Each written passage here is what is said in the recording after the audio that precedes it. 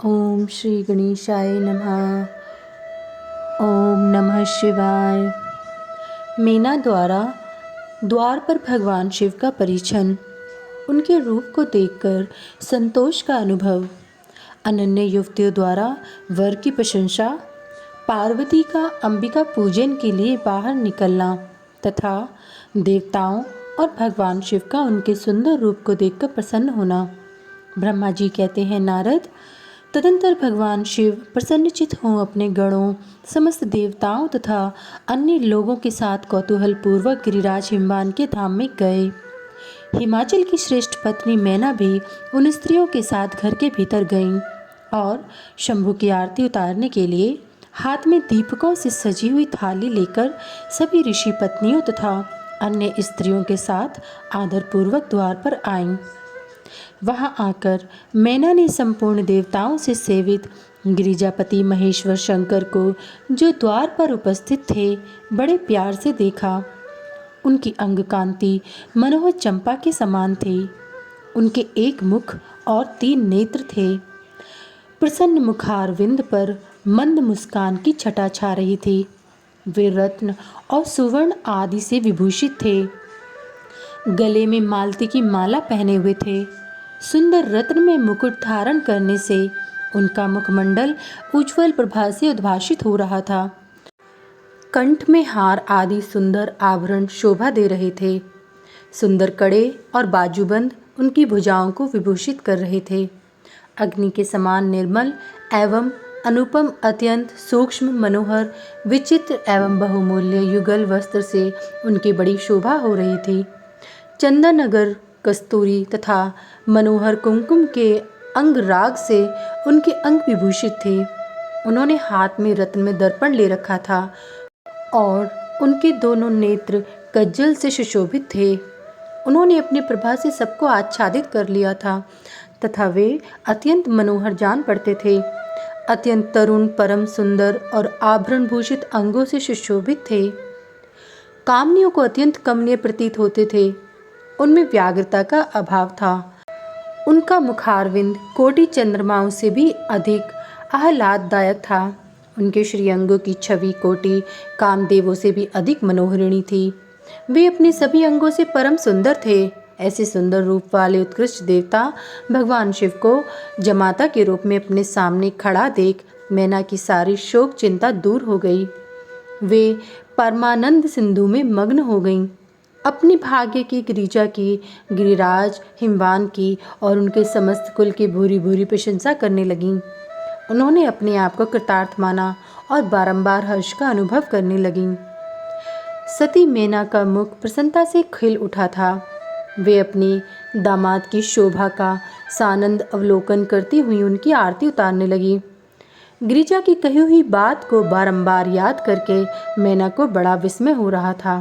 वे हर्षोत्फुल्ल मुखारविंद से युक्त हो मन ही मन यों कहने लगीं, पार्वती ने मुझसे पहले जैसा बताया था, उससे भी अधिक सौंदर्य मैं इन परमेश्वर शिव के अंगों में देख रही हूँ।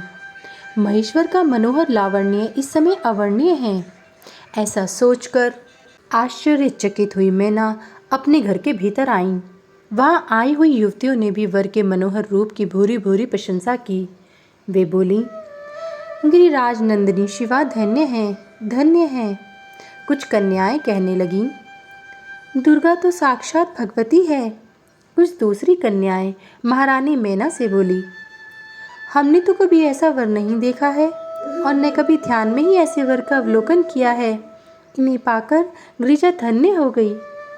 भगवान शंकर का वह रूप देखकर समस्त देवता हर्ष से खिल उठे। श्रेष्ठ गंधर्व उनका यश गान गाने लगे और अप्सराएं नृत्य करने लगीं। बाजा बजाने वाले लोग मधुर ध्वनि में अनेक प्रकार की कला दिखाते हुए आदरपूर्वक भांति भांति के बाजे बजा रहे थे। हिमाचल ने भी आनंदित होकर द्वारोचित मंगलाचार किया। समस्त नारियों के साथ मैना ने भी महान उत्सव मनाते हुए वर का परिछन किया। फिर वे प्रसन्नतापूर्वक घर में चली गईं। इसके बाद भगवान शिव अपने गणों और देवताओं के साथ अपने को दिए गए स्थान जनवासे में चले गए। इसी बीच में गिरिराज के अंतपुर की स्त्रियां दुर्गा को साथ ले कुलदेवी की पूजा के लिए बाहर निकली।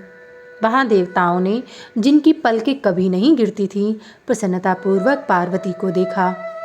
उनकी अंग कांति नील अंजन के समान थी।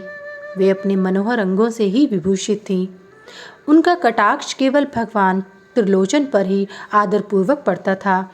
दूसरे किसी पुरुष की ओर उनके नेत्र नहीं जाते थे। उनका प्रसन्न मुख मंद मुस्कान से सुशोभित था। वे कटाक्षपूर्ण दृष्टि से देखती थीं और बड़ी मनोहारिणी जान पड़ती थीं।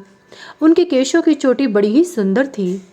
कपोलों पर बनी हुई मनोहर पत्र भंगी उनकी शोभा बढ़ाती थी।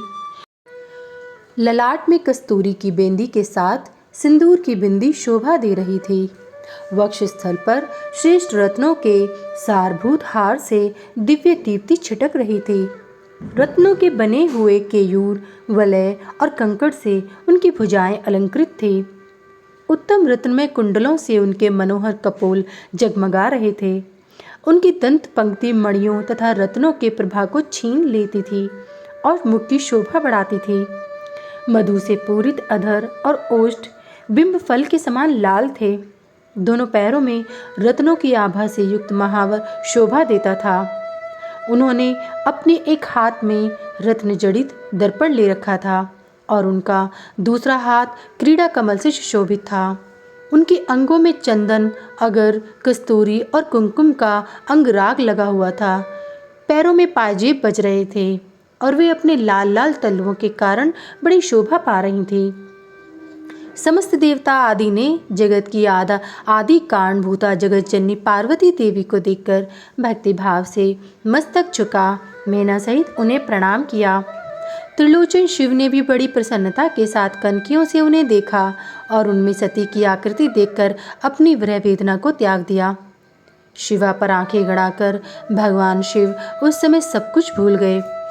उनके सारे अंगों में रोमांच हो आया।